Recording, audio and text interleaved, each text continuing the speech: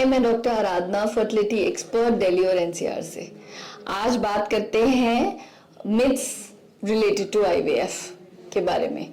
So there are lot of misconceptions. Patient को रास्ता start करने से पहले ही फियर्स होते हैं, एंजाइटीज होती हैं लोगों से सुनकर कि आईवीएफ में तो ये होता है, वो होता है। सो आज let's listen from the horses mouth कि आईवीएफ को रिलेटेड जो भी धारणाएं हैं कौन सी सही है कौन सी गलत है।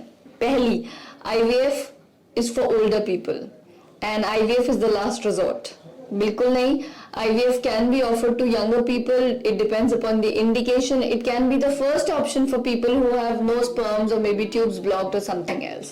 So it is not for, it is for any age. It is not for older people only, and it is not the last resort. Can be the first for many. Second, IVF painful है या IVF में 9 महीने तक injection लगते हैं? नहीं, IVF बिल्कुल भी पेनफुल नहीं है। आईवीएफ का प्रोसेस ध्यान से समझिए। आईवीएफ में एग बनाने के लिए इंजेक्शंस लगते हैं जो इंसुलिन की तरह होते हैं, उनमें पेन नहीं होता।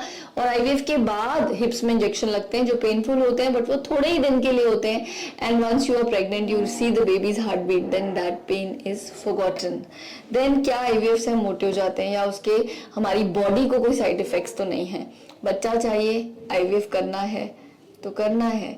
उससे बॉडी को साइड इफेक्ट्स या मोटापा नहीं होता। We just make the eggs, take them out, make the baby, put it in. Then baby abnormal होगा या बेबी उतना इंटेलिजेंट नहीं होगा? नहीं, ऐसा बिल्कुल नहीं है। Louis Brown was the first IVF baby, अब तो उनके भी बच्चे हो गए। We have millions of babies born through IVF and there are no increased risk of abnormality in your babies. Then baby, सबसे पहला बहुत बड़ा फियर लोगों को होता है, बेबी क्या हमारा है?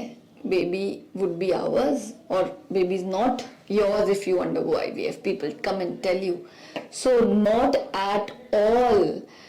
Baby is yours and no doctor would use a donor egg or a donor sperm if it is not indicated, and that too without your knowledge.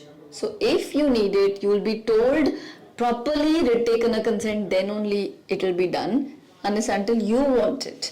तो अपनी मर्जी से, हमारी मर्जी से कोई आपका डोनर एग स्पर्म नहीं करेगा।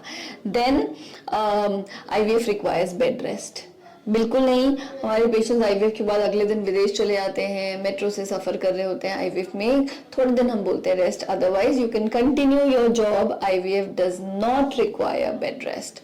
सो talk to the person who is an expert in it. बाकी आसपास की बातों पे ध्यान ना दें।